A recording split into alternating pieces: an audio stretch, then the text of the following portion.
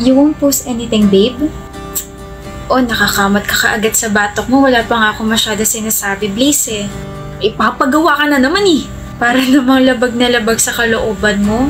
Nakakainis ka na kasi. Kasi mag-iisang taon na tayo pero miski isang photo ko ayaw mong i-post or i-story. Miski sa wallpaper mo ayaw mo. You don't even take pictures of me. Or you don't even compliment me. Ano ba, Katleya? Nakakarindi na yung boses mo. Alam mo ba yun, ha? Ayaw ko nga. Ayaw kong i-post ka kasi ang hassle. Mag-picture ka na lang sarili mo. I-story mo, i-post mo, i-hype mo sarili mo. Pero kapag ibang babae, nagagawa mo mag-comment sa mga post nila. Na ang ganda nila, na ang cute nila, na bagay sa kanila yung mga damit nila. Pero sa akin, ang hassle, dadrama ka na naman. Karindi! Sakit sa tenga. Basic. Maliit na bagay lang naman yung hinihingi ko. I just want you to appreciate me. Diyos ko, parang yun lang. Never mo akong tinrato na girlfriend mo. Alam mo ba yan? Tiga utos, pwede pa. Katleya, bili mo nga ka ng Yossi. Katleya, bili mo kami ng mga kaibigan ko ng alak. Katleya, ninisin mo yung kwarto ko. Katleya, gawin mo yung assignment ko. Ano ba kita natiis? Kasi mahal nga pala kita. Nakakapagod din pala, no? Yun na nga lang yung silbi mo. Nagre-reklamo ka pa? Alam mo, tama nga yung mga tropa ko eh. Maarte ka. Kaya dapat sa'yo palaging inuutusan para magtanda. Dalawang sampal lang yan. Baka magreklamo ka pa. Break na tayo, lul. Let's go. Bakit? Ang ganda mo, miss. Sino ko nga ulit?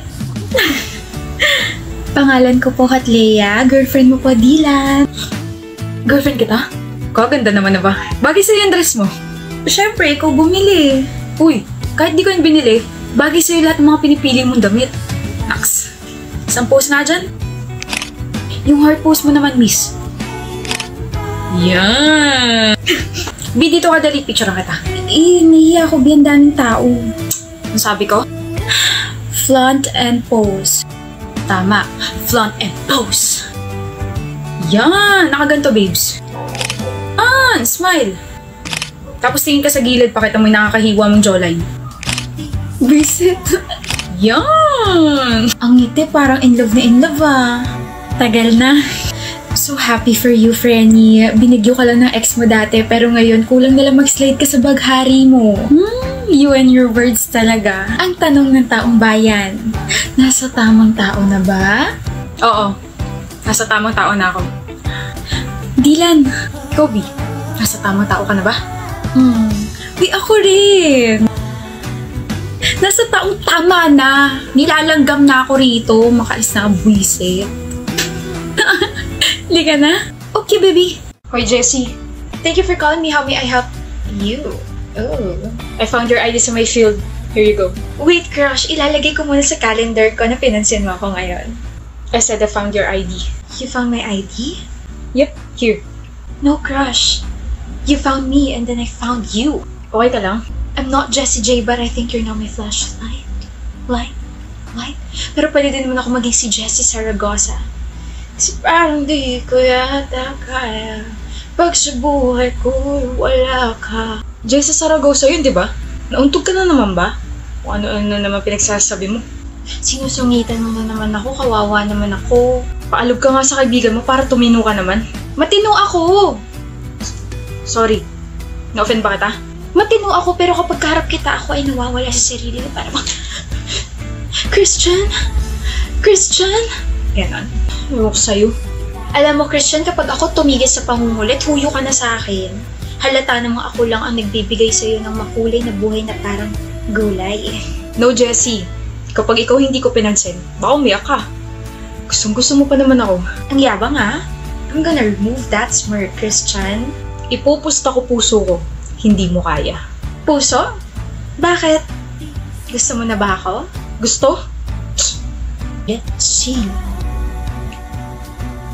Try harder, Jessie. You won't last long. Marupok ka pa naman. Papansinin mo rin ako. Mukhang ikaw ang iiyak, boy ah. Shut up. Pangalawang araw pa lang. Matirang matibay, di ba? Pero sa pagkakakilala ko kay Jessie, bro, hindi marupok yan. Mataas pride niyan. Kaya kung ako sa'yo, pansinin mo na. Umamin ka na. We had a deal. Deal mo mukha mo. Parang ewan kung makangiti kahapon tapos ngayon, Mas masama pa mukha mo kaysa sa akin na bumagsak sa pre-cal. Bahala ka. Baka malate ka niyan. Bayan, kung uubo kayo, doon kayo sa labas. Yung virus niyo pakalat-kalat. Hoy. Okay, fine. I give up. Sorry for what I said and for how I acted. Pansinin mo na ako.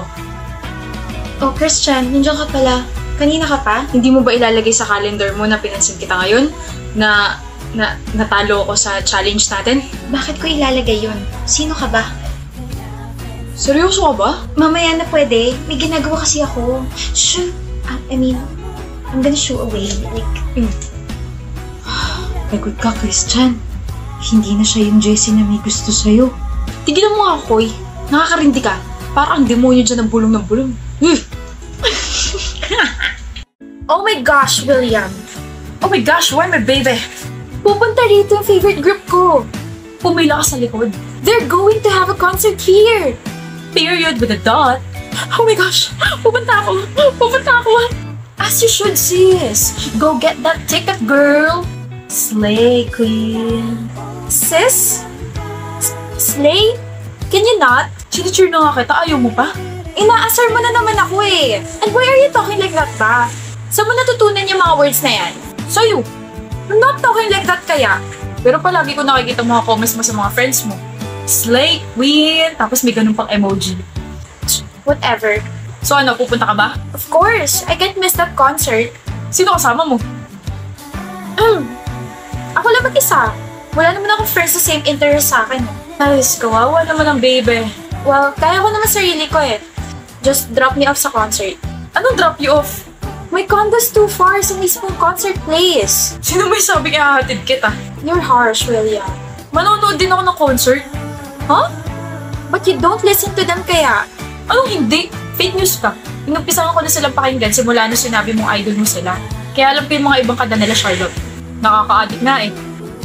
Ginawa mo talaga yon? Wala akong friends to save interest sa'yo but you have me. You'll always have me. Sasamahan kita ron. We'll have some fun. Mas nauna ko pa nga nalaman na may concert sila rito kaya bumili na ako ng light stick. Sabihin ko na dapat sa'yo kaso nakita mo na pala. Yung pinakabonggay ko kunin natin. Soundcheck ba yun? Okay. Tapos nakapag-save naman na ako kaya ako nabibili ng tickets natin. Bawal humindi. Ang humindi, magiging kamote. Babe! Purr ka dyan! William ate and left no crumbs. Slay!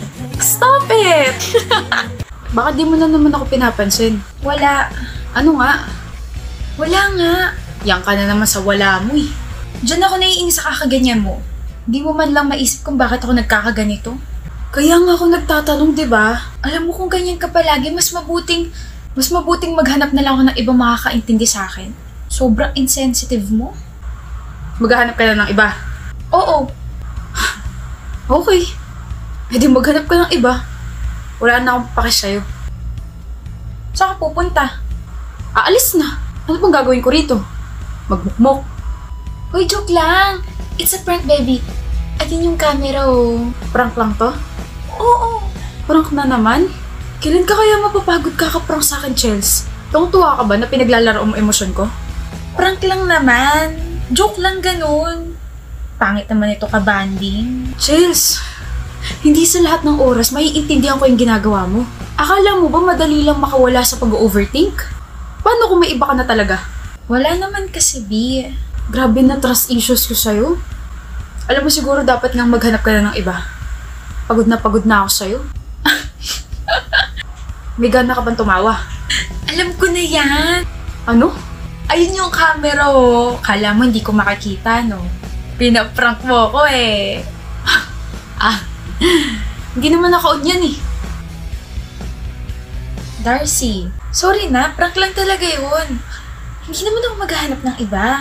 Ikaw pa may ganang umiyak? Hindi talaga naka-on yan kasi cellphone yung ginagamit kong pang-prank sa'yo eh. Sa wakas, nakaganti na rin. Prank mo pa ako ah. Tama, nakakalaro sa emosyon ko, bebe. Last na yung kanina. Kapag inulit mo pa yun, ay naku talaga. Buisit ka. Ikaw na una, tapos ako pa buisit? Grabe talaga. Sino ba kasing nagpausin yung breakup prank na yan? Kakasira ng emosyon. Hindi ka na, yayakapin na lang kita.